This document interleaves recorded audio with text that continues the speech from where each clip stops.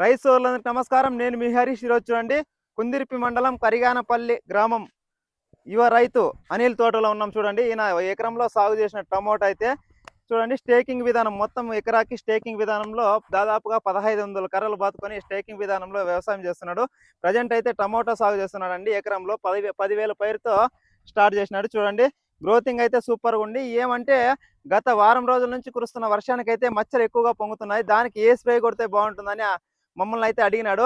మేమైతే మచ్చకైతే చూడండి, equation pro మరియు ప్లాంటోమైసిన్ ఒక స్ప్రేయింగ్ కొట్టించినాము.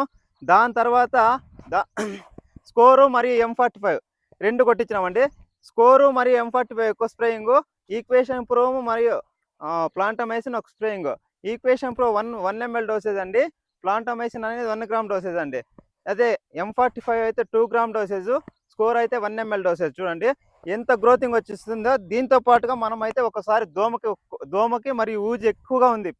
ప్రజెంట్ అయితే ఊజి ఎక్కువగా ఉండడం వల్ల కాయ అయితే కుళ్ళిపోతూ ఉందండి. దానికి ఏ స్ప్రే కొడితే బాగుంటుందని చాలా మంది అడుగుతుంటారు. నేనైతే ఓషన్ ఆల్ట్రా అని కొత్తగా వచ్చిందండి. దీంట్లో అయితే టెక్నికల్ నేమ్ అయితే డైనటోఫ్యూరాన్ 70% ఉంటుందండి.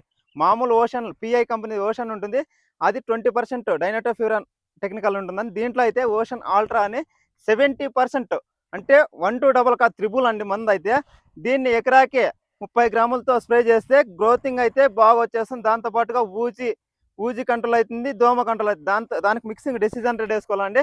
ఇవి రెండు వేసుకొని స్ప్రేయింగ్ చేస్తే ఖచ్చితంగా దోమ మరియు ఊజి పక్క కంట్రోల్ అయి గ్రోతింగ్ వచ్చేస్తుంది. చూడండి, ట్రిప్స్ మరియు మైట్స్, తామర పురుగు, రసం పీల్చే పురుగులు, పచ్చదోమ, తెల్లదోమ పూర్తిగా కంట్రోల్ అవుతుందండి. దీంట్లో 70% డైనటోఫ్యూరాన్ టెక్నికల్ ఉంటుందండి.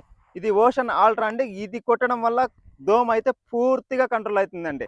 ఇలాంటి మరిన్ని విషయాలను తెలుసుకునేందుకైతే మా ఛానల్ని సబ్స్క్రైబ్ చేసుకోండి, షేర్ చేయండి, లైక్ చేయండి, కామెంట్ చేయండి. జై హింద్.